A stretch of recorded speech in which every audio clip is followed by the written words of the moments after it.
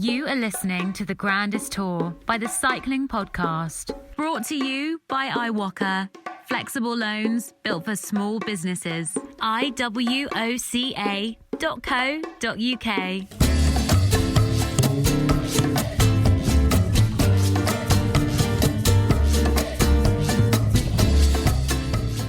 Hello, my name is Richard Moore. I'm with Lionel Birnie. Hello, Richard. And François Thomazeau. Hello. Oh, François. François, Wow. you sound very jolly. He's been locked down 24 hours and it's gone to him already. Yeah, exactly. I'm so happy to be back in lockdown, as you can imagine. The fun is back again.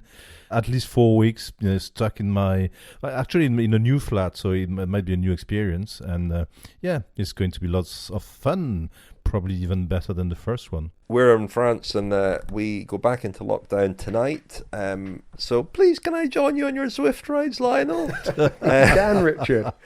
Tomorrow afternoon, Rob and I will be riding approximately 3 p.m. your time. Come along. Great, thanks very much for that. Well, we're talking about the Vuelta tonight. We're going to hear from our good friend and colleague and partner in crime, Daniel Friebe. I caught up with him on the phone after today's stage. It looked like being a pretty uneventful stage until after it had finished. And then we were given quite a talking point, weren't we? Have you got the headlines from today, Lionel? I have indeed, Richard. It's similar in a way to that stage of the Tour de France where we thought, blimey, almost nothing has happened today. And then Julian Alaphilippe was penalised for taking an illegal feed and lost the yellow jersey. I mean, it wasn't as dramatic as that today, was it? Because really almost nothing happened. But I don't really blame the riders because after the opening 8 days that they've had, it's been really action-packed, hasn't it? They probably deserved a quiet one. And in terms of the racing, it was a bit of a siesta. There was a two-man break. Aritz Bajuez of Caja Rural and Juan Felipe Osorio of BH Burgos went away to riders with the Spanish second division teams, really. So they were just out in front, never really gained enough of an advantage to think that they would be able to stay away and cause a surprise.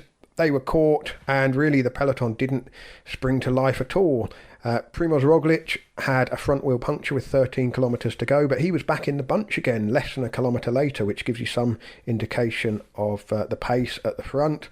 And the lead out didn't really start. I think the fact that Primož Roglic had a front wheel puncture managed to make it into the headlines of the day. It really says it all. Yeah, and also to be honest, the pace was actually 42 kph, so it was not so well. Yeah, that's what I heard. So, probably tailwind, but there you are. I mean, that was over the course of the whole day. I mean, there was some descending and stuff, wasn't there? I mean, the pace. Okay, I'm not going to fall into the trap of saying it's an easy day. It was an actionless day. Doesn't necessarily mean it was easy. Anyway. 43 kilometres an hour in the end, actually. Really? It was a fast day. Even better, yeah. Well, my point stands. Anyway, the lead out, the race for the finish really didn't crank into life until 5 kilometres to go, and it was a bit of a scrappy run in. It wasn't until they all got safely around the big U-bend with 1.4 kilometres to go that anyone really took it up, and that was Bora Hansgrohe, and they were looking to get Pascal Ackermann into position, and, well, the sprint looked pretty much one-way traffic for Ireland's Sam Bennett because he was over the line first, and we thought that was that. But then the overhead shot of the last few hundred metres showed that he had made two quite aggressive moves with his head towards Trek's Latvian rider Emils Leopins, and quite some time after the stage had concluded, Bennett was relegated, and so he thought when he gave his interview to TV that it was his 50th career win and De Koning Quick-Step's 100th Grand Tour stage win, but instead it's Pascal Ackermann's first Vuelta stage win, and this is his second Grand Tour, of course. Remember, he took 2 stages in last year's Giro, but in the first part we will talk about whether the eye in the sky got the decision right. You are listening to the Grandest Tour by the Cycling Podcast. Brought to you by iwoca. Flexible loans built for small businesses. Join 50,000 customers taking on life's twists and turns and scaling new heights with iwoca. If you run a business, find out more at iwoca.co.uk. iwoca.co.uk. Let's hear from Liv Denyer, who works for iwoca again. We've been hearing from Liv over the last couple of episodes. Recently, she helped organise a charity bike ride from London to Brighton to raise money for a cause that is important to her, but also to iwoca. I organised a charity bike ride from London to Brighton, and we were raising money for the Stephen Lawrence Charitable Trust. Kind of came about because we were inspired by the Black Lives Matter movement. The police brutality in the US was obviously really, really horrifying, but we wanted to recognise that institutional racism like that happens in the UK too, and do something to try and change that or make some kind of an impact. iwoca really likes cycling. It's a sport that is well loved within the company, and I wanted to pick something that I thought people would really be interested in signing up to do. It's also quite a challenge, I think. Personally, I'm not a massive cyclist. I cycle to work, but I hadn't done any kind of longer bike rides before this. So it's definitely a challenge to me, and I had to do a bit of training. But also we had quite a few people within the company that were experienced cyclists that I knew I could rely on to lead groups and help the less experienced cyclists like myself get to the end. I think it turned out to be about 90 kilometres with the route that we took. The hill right at the end, Ditchling Beacon, that's not fun going up. Even if you've got a really, really lovely bike, it's definitely a challenge to get to the top of that after you've cycled the whole way to Brighton. iwoca lends money to small and medium-sized businesses. If you run a small or medium-sized business and think that their service could be of use to you, go to iwoca.co.uk. That's iwoca.co.uk. We'll hear more from Liv tomorrow. The big talking point then. Richard, you first. What do you think? Did the jury call the right decision? Yes, I think so. But when you studied it quite closely, it was interesting because Sam Bennett, in his interview after the stage, mentioned some guys trying to put us in the barriers. It was almost like he was preempting criticism of his quite violent headbutt. We've seen him do it before. He's for such a kind of calm and softly spoken guy. He's quite an animal in bunch sprints sometimes, as you have to be, I guess. It's so hard, and it is subjective. And we had a debate about this last week after women's 3 days of Japan, or the one-day race, and when Yolene Dora was disqualified. I felt unfairly, but on this occasion, when there's actual contact, I feel that you're really laying yourself open to a disqualification. It was Emils Leipins, as you said, the Latvian rider at Trek Segafredo. Not a renowned bunch sprinter, but Koen de Kort, his teammate, said it was his birthday today, and they tried to set him up. They left him on the end of the Bora Hansgrohe lead out on Pascal Ackermann's wheel. Michael Morkov obviously wanted that wheel, and he had Sam Bennett behind him. He is Bennett's lead out man. Morkov very deftly moved himself onto Ackermann's wheel, and I didn't think there was any physical contact from him in moving Leipins out of the way. Leipins then did headbutt Morkov a little bit lightly. He's not a huge guy, so it didn't really have much of an impact on Morkov. Bennett obviously saw that, and when he drew level with Leipins, he really did put the head on him twice, quite aggressively, I think. So I think the disqualification was justified, but I think Leipins kind of started it. So perhaps he should have been relegated. So I keep saying disqualification. That's not what happened. Of course, it was a relegation. So my view is that, yeah, if you headbutt somebody, you can do it safely, and it's up to the judges to decide whether it's safe or not. But I think on this occasion it wasn't. I have to disagree with Richard, otherwise it's not fun. The first thing I want to say, as I say it every time, was the jury right? The jury is always right, They're like the referee is always right. I'm a legalist, and every time a legal decision is made, I guess it's right. Because if you start to dispute legal decisions, then you don't respect anything. I mean, it becomes an open kind of Far West kind of Wild West kind of word. So if a decision is made, my opinion in general is that the guys who made the decision know cycling and know the rules better than I do. So I tend to respect that. This being said, I agree with Richard, and I think the Lipins started the scuffle. And my impression was that actually there was a matter of status there. Like, I'm Sam Bennett, or I'm Michael Morkov. You're not supposed to be here, you young guy.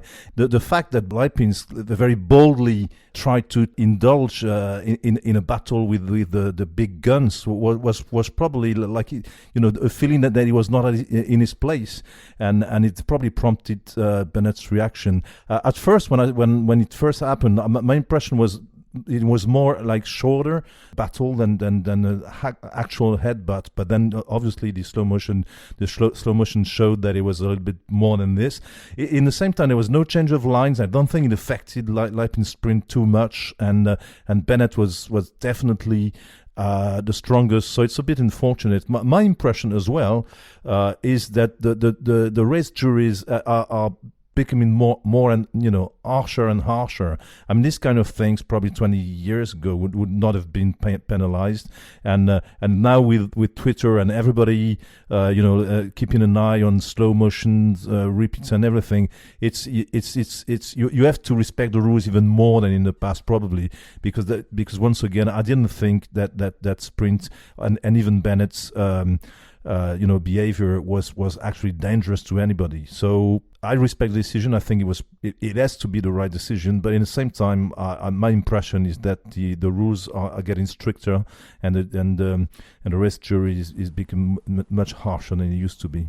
I think you're definitely right about the difference in status between De Koning Quickstep's big guns and Emil Slepin's of Trek Segafredo. I mean, he's not a kid. He's 28. This is his first year at World Tour level, though. He's been around the block at continental and pro continental level, though. But he's not a prolific winner by any stretch. Two pro wins in his career. The last being at the Coppi e Bartoli stage race last year. I get that. I mean, I think that even if he was squeezing the space from De Koning Quickstep, the move of the head is the thing that gets penalised, and it makes it very, very easy for the jury. I mean, extremely easy for the jury. But it's continued after the final whistle, hasn't it? Because Patrick Lefevre tweeted. That became the most interesting thing after the decision to keep an eye on Patrick Lefevre's Twitter feed. He didn't disappoint, did he? And François, he's stealing your catchphrase as well. But what he tweeted was, "What a bullshit!" And then a very red face. Copyright breach. he was in his lead out, and the Trek rider want to pull him out of it. But we know already a long time the incompetence of the UCI VAR, safety first. Now, Luca Guercilena, the Trek Segafredo general manager, responded to that. He said, "I reply as well as you mentioned, Trek Segafredo rider. To be clear, first he was put off Ackermann's wheel by your lead out, Morkov. Then Bennett tried to put him down 2 times in a totally incorrect and useless way. TV images are clear enough. No VAR needed at all." And then Lefebvre's response backs up your point entirely, François, because he said he responded to Guercilena with, "How many sprints has he won, Luca Guercilena? Where was your lead out? 3 question marks. So yeah, clearly he felt that that he hadn't, maybe he wasn't of sufficient rank to be up there in that position, and that may well have influenced Bennett's overly exuberant kind of move onto Lipins. I mean, I don't think there should be a hard and fast rule on physical contact, and I think you can use the shoulder. It's part of track racing. That's part of the game, but it is up to the judges to decide whether they think it's dangerous or not. And if it's dangerous, then it has to be a relegation, I think. Just wanted to elaborate on this quickly. The status thing is it came to me because we've all talked to sprinters at the end of sometimes kind of dangerous or at least eventful sprints, and always the best sprinters are complaining about a guy they don't know about, and asking who was this guy, what was he doing here. They always have that impression. Cav often referred to guys getting in the way, and and my impression was that Bennett probably thought, "Who's this guy? What is he doing here?" And it doesn't excuse what he did, but I think that there's a measure of this in what he did today. And just to go back to the point we made with the incident in the women's 3 days of Depana, you can't just penalise on the basis of the outcome. You have to penalise the offence. And so, without wanting to speculate or guess what might have happened if things had gone wrong, if that incident had caused a crash, then we'd be talking about a very, very different reaction, wouldn't we? We'd be seeing an extremely strong reaction against Sam Bennett for an aggressive move. So you have to punish the offence rather than look at it and say, well, everyone stayed up, so let's let it go. Because, I think the UCI is certainly taking steps to improve the safety of the sprints. And as you've said in the past, Richard, save the riders from themselves. If this incident, puts into Sam Bennett's mind and a few other people's minds that isn't the way to get out of a tight spot when the road is narrowing or you feel like you're being squeezed into the barriers, it will over time influence the way the riders lead out and sprint. No, in the same way, I just wanted to make it clear. I don't think Sam Bennett is a violent or dangerous sprinter most of the time. Generally a clean sprinter. And if you look at recent month, almost every one of them have been caught or misbehaving. Sagan, that you can say is not a clean, but I mean Demar. All the guys who are winning sprints these days have been penalized at least once. So it's very difficult to respect the rules entirely. Obviously, these days, and once again, not to excuse anything, but it's difficult to respect the rules when you don't know exactly what the rules are. But I think that's a necessary evil. I think they have to be subjective, and whether it be closing the door on someone or using your shoulder on someone, that should not just be an automatic relegation. I think it has to be looked at in the context of the particular situation. And I felt like the decision last week with Jolien D'Hoore was wrong, and I felt like the decision today with Sam Bennett was probably on balance right. The Cycling Podcast is supported by Science in Sport. Science in Sport. Fueled by science. Thanks very much indeed to Science in Sport, who have been sponsoring us since 2016. If you want 25% off all your Science in Sport products, go to scienceinsport.com and enter the code SISCP25. I'll be stocking up on their Turbo Plus range with all the indoor cycling I've got to look forward to in the next month. But thanks very much to Science in Sport, and also to James Morton, Director of Performance Solutions at Science in Sport, also Professor of Exercise Metabolism and Nutrition at Liverpool John Moores University. James has been answering your questions.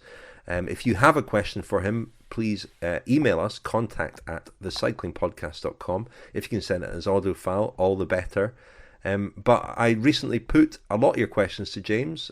Here's the latest one. So this is Richard Taylor from Norwich with a question for James Morton. I have a question about dealing with headaches after exercise. Having 2 young children, I've had to push my evening turbo sessions back later and later, sometimes not finishing until 9 p.m. When I wake up in the morning, 90% of the time I have a cracking hangover type headache. I drink plenty of water during and post exercise, so much so that I'm up 2 or 3 times in the night getting rid of it after the days I've exercised. I'm also a regular user of SIS Rego Recovery, as it has lots of ingredients to aid recovery. I've tried their electrolyte powder and tablets during exercise too to see if this helps. Do you have any recommendations of anything else I could try? During lockdown, I've managed to change my exercise times to earlier in the day, and this has made it better. However, sometimes I still get a headache later in the day. Richard Taylor from Norwich. Okay, Richard, thanks for your question. I think there's quite a lot of clues in your question, actually. You've tackled this from a hydration point of view. I would suspect, actually, that it's not hydration related because, as you say, you drink plenty of water during and post. Perhaps you may want to pay some attention to how much fluid you have before exercise. I think this might just be a simple recovery issue. Now, you do mention that you take SIS Rego Recovery, but of course that's only one element of your recovery protocol, and so we would definitely need to pay close attention to how much food you consume in the post-exercise recovery period. And the reason why I think it might just be something as simple as not eating enough is you then go on to mention about lockdown, that when you've changed your exercise times to earlier in the day, this has made it feel better. I would suspect then that when you are exercising earlier in the day, you probably have more feeding points throughout the rest of the day. So you're probably just recovering better because you're consuming more food, and probably that is more carbohydrate. So I think this could really be resolved by really paying close attention to how much food you're consuming before, during, and after. And rather than relying on a simple recovery drink for recovery, actually have some solid food, and try and get into the habit of at least around 90 grams of carbohydrate in the 30 to 60 minutes after your ride. And hopefully that will help you feel better. Well, that was James Morton of Science and Sport. And if you have a question for him, email us, contact@thecyclingpodcast.com. Well, earlier this evening, I caught up with Daniel Friebe. Daniel, I mean, first of all, a bit of drama today at the finish. We thought we'd have nothing to talk about, but fair decision, relegate Sam Bennett? You probably know better than me, Rich. I mean, I haven't studied it in the forensic detail that I'm sure you guys have. Well, we've just been waiting outside the permanence or the race HQ to see what was happening with this. Well, some kind of protest that on behalf of decoining Sam Bennett and Rick Van Slick, the director sportif, were in there for, well, it must have been over an hour in the end. Led to believe that they're unhappy. Well, Quickstep, I think, are unhappy about not just what happened today, but maybe the Fabio Jakobsen crash maybe will come into it as well. But a few things, they feel they've had a raw deal from the UCI maybe a couple of times. That was the impression I got anyway, just speaking to a few people. Obviously, it was a bit of a vain pursuit, I think, tonight to try and get the decision overturned once it had been made. And so it proved. I mean, there didn't seem to be any protests from any riders. Ackerman, was he happy to win in these circumstances, or was it a bit of a hollow one? Ackerman was actually quite outspoken about what had happened with Sam Bennett. He seemed to have watched the replay shortly after coming over the line. There was a big screen just beyond the finish line. I don't know whether some riders had been able to watch the finish on there. And he also referred to what he called a big fight initiated by Trek or Trek riders. I don't know whether by fight he meant protest or complaint, but he made it sound as though there was being a big dust-up just over the finish line led by Trek, but I don't know if that was the case. I don't know if you saw any of that. Didn't see the dust-up, but it was Emil Liepens who was obviously at the centre of it. It was his birthday today, apparently. Shares a birthday with Rog. Well, that's the other thing I wanted to ask you about. I mean, Rog and Carapaz, you seem pretty impressed by Rog yesterday. It was a real kind of comeback from his difficult day a couple of days ago. But is this a Rog Carapaz showdown that we're going to see at the Vuelta, do you think? Yeah, it could be a bit of a classic. I mean, I'm really interested to see how much Carapaz pays for the fact that Ineos have not got multiple cards in the GC. I think that leaves them vulnerable to Jumbo-Visma, and it leaves them vulnerable to Movistar as well. Okay, Movistar have maybe not got their top riders are maybe not at the same level as Carapaz and Roglic, but there are various things that they can do. You know, we saw a few days ago when Bennett and Kuss got away. The Ineos didn't have anyone in the break. Well, they couldn't really put anyone in the break that would have sort of neutralised, evened that out with Jumbo-Visma. And they won't be able to, you know, if Jumbo-Visma try that again or Movistar try that again. And, you know, there are a lot of stages, as there always are in the Vuelta, which are kind of difficult to read, difficult to interpret the profile, but lend themselves to very aggressive racing. And, you know, there's a bit of sort of, I wouldn't say D-mob happiness, but about the racing, the fact that it is definitively the full stop on this truncated season. I think it probably will influence the racing even more than it already has in the second half. So that's going to be really interesting. The other talking point yesterday was Tom Dumoulin pulling out. You know, I don't know what you chaps thought about that. He seemed to have made his mind up a few days before he actually left. Jumbo-Visma talked yesterday pretty well. I think they were trying to talk fairly persuasively about the great job that he'd done for Rog in the first week and saved him a couple of times. But, you know, it's difficult looking at it from the outside to see how Dumoulin couldn't have helped Roglic in some fashion, even if he is riding on vapours at the moment. You know, maybe do a bit of work in the first 100 kilometres of stages, 150 kilometres. Obviously, publicly Jumbo-Visma are supporting him and supporting his decision, and they seem quite sanguine about it. But I don't know what you thought about that, Rich. Well, I guess his head and his heart didn't look in it, did they, right from the start almost. And I guess there's a bigger picture here of a rider who's been out racing for quite a long time, doing back-to-back Grand Tours, perhaps without I saw an interview that the head coach at Jumbo-Visma gave to Orla about that he's very fatigued and he maybe doesn't have the foundation to support that sort of workload. And obviously they've got to think of next season as well. And Dumoulin is a big old investment for them. And he's more than just somebody who swallows up cash resources. He's an important rider for a Dutch team. And, if he's going to have any chance of getting back to the level he was at, they presumably have to look after his health first and foremost. Yeah, I think there's just in the background to it all, there's just this concern that maybe we all have. I mean, Dumoulin's a very popular rider, and people think he's a real asset for the sport, not only because of the way he rides, but because of the way he talks and the way he can conduct himself. And there's just this, I think, underlying anxiety that a lot of people have, partly due to interviews that Dumoulin has given this year when he's hinted at how close he came to packing it all in. And there's a recent precedent of a similar character, similar personality to Tom Dumoulin, Marcel Kittel, having very clearly and very publicly fallen out of love with the sport and eventually retired very early. There are a few people that just fear that Tom Dumoulin is also slightly maybe undecided about his future, whether he has a long-term future in the sport, how long he wants to carry on. I don't know. I pick up on that as well. That might be completely misplaced, and I hope it is misplaced, but it's definitely there. One of the reasons that arises because he's always very honest in interviews, and if he's had a bad day, he tells you about it. There's absolutely no spin on it whatsoever. He's also under a lot of pressure in the sense that it's no secret he's earning a lot of money at Jumbo-Visma. It's a long-term contract, and he'll be the man. While Roglic is this absolute machine who keeps turning out these fantastic performances. Yeah, the Jumbo-Visma deep down, or certainly we all think that they would want a Dutch superstar, and Tom Dumoulin fits the bill perfectly for that, doesn't he? But that's a lot of pressure for him to carry. He must sense that. He'll be more aware of that expectation than anyone else. Yeah, you just hope that doesn't become a negative pressure on him. Roglic's a kind of pressure sponge, though. I think there'd be a lot more pressure on Dumoulin if Roglic wasn't there doing what he does. Just finally, Daniel, how is the atmosphere in Spain? I mean, throughout Europe, things are becoming quite tense, and obviously I'm in France, and situation here is not great. It would be difficult to imagine Tour de France running at the moment in France. How are things in Spain?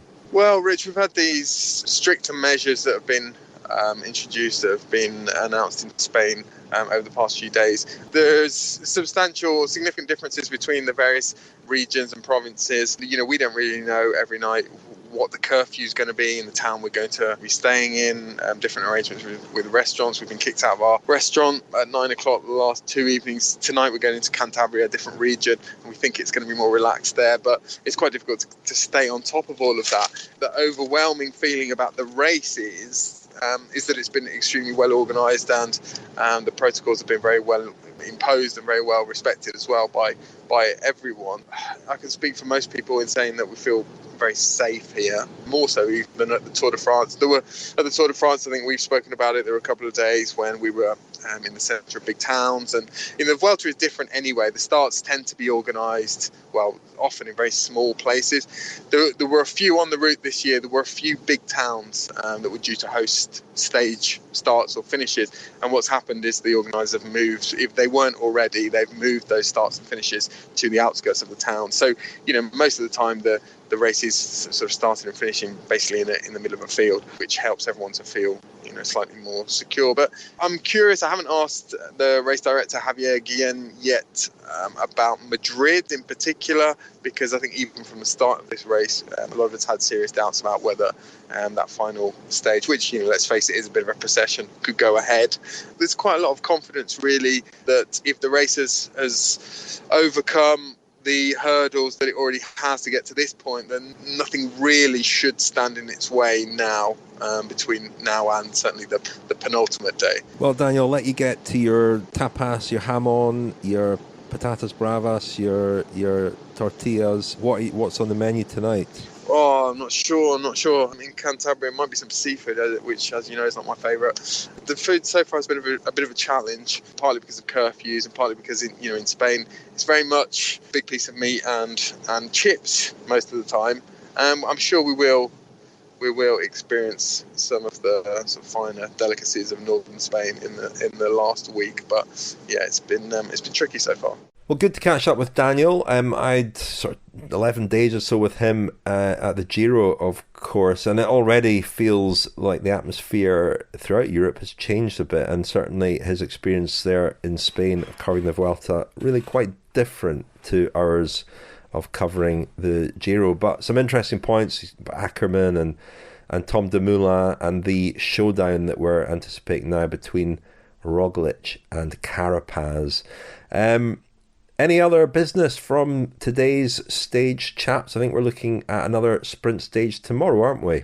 Yeah, I think we are, Rich, and it will be a chance for Sam Bennett to make up for today, or maybe Pascal Ackermann to get over the line first and actually win a stage outright. I mean, I know he is the stage winner today, but it wasn't as if he was the one that was impeded. So it must feel slightly strange that, because he actually was beaten fair and square, really, wasn't he? I mean, and he actually had a perfect lead out as well. I mean, they really rode well to set him up in the final stages. It was interesting because they'd been through that finish already, and it was interesting to see just how they played it. And I thought Bora Hansgrohe played an absolute blinder, and Ackermann was just beaten for speed by Sam Bennett. Well, we'll see the replay tomorrow, and the Vuelta's reached its halfway mark, hasn't it? 9 stages down, 9 to go. Well, we think we'll have to wait and see on that. But a sprint stage tomorrow, and then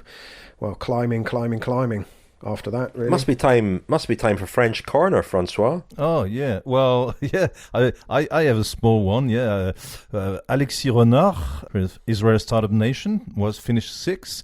He's another 21-year-old. He's 21-year-old. I mean, he's considered the best French rider in his at the same age. He was the one of the French leaders for the latest Tour de l'Avenir. So he started with playing football. He comes from near Saint-Brieuc, so he comes from Hainaut country. I mean, he's obviously not at the same level, but a very promising young guy from what I hear from my sources in Brittany. So, just in case remember his name, first Grand Tour, 21-year-old, first pro year, and 6 in a bunch sprint in a Grand Tour. It's not so bad, and in 8th place with Lorenzo Manzin, who's been around for much longer, and it's worth a mention as well. Great. Well, a couple bits of business from us. We ran a poll to decide our Giro Pedlar de Charme. Stacey Snyder has made a beautiful Pedlar de Charme mug. Our Pedlar de Charme from Tour de France was, of course, Richie Porte, who was sent his mug. Our Pedlar de Charme from the Giro he was up against Arnaud Demar. Who else was he up against, Lionel? You'll have to remind me. Alex Dowsett.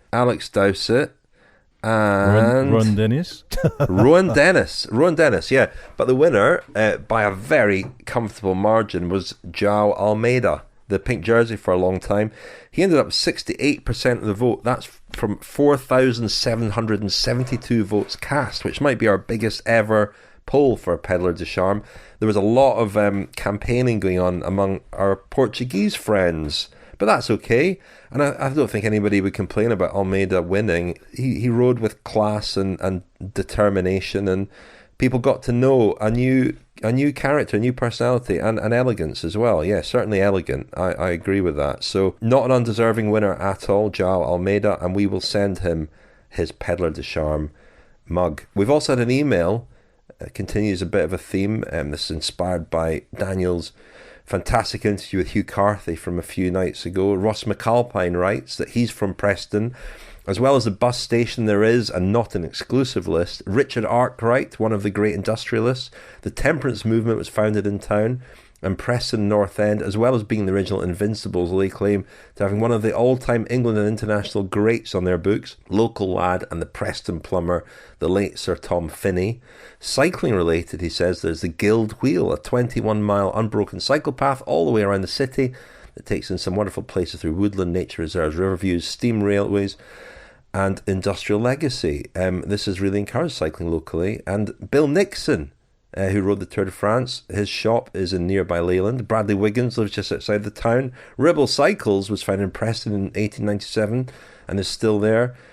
More than a bus station, which always makes architecture awards lists, it's a Marmite building, but I love brutalist architecture, so I'm a fan. There we go. Tonight's episode brought to you by Visit Preston. Well, just on Tom Finney, I didn't get around to mentioning. I mean, I had a whole Preston thing the other night when I heard Daniel's bus station bit. And well, at Preston's football ground, Deepdale, the seats, picked out in the seats, is quite a wonderful portrait of Tom Finney in the Tom Finney stand. And also at one end, they've got the Bill Shankly stand, and there's a picture of Bill Shankly because he was at Preston before he went on to become the great Liverpool manager, of course. But just on Hugh Carthy, our friend Mitch Docker, host of Life in the Peloton, of course, if you go to his Life in the Peloton feed to listen to Talking Luft. His latest guest is Hugh Carthy. They're talking all sorts of stuff about cycling style and other quirky things, and that means that next week's episode of Life in the Peloton will be Mitch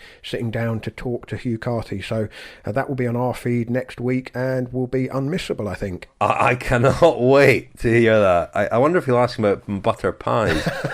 We must set Daniel up to ask him about butter pies. He doesn't look like he eats a lot of butter pies, to be fair. Doesn't. I know that the first thing I'll do when you come out of lockdown is I'll buy you a one-way ticket to Preston. My decision is made. I think a live event in Preston with butter pies on my rider for the green room. Count me in, yeah. Excellent. Well, Ross does say that he hopes we come and do an event in Preston. He says he did come to one of our shows, but Preston, here we come.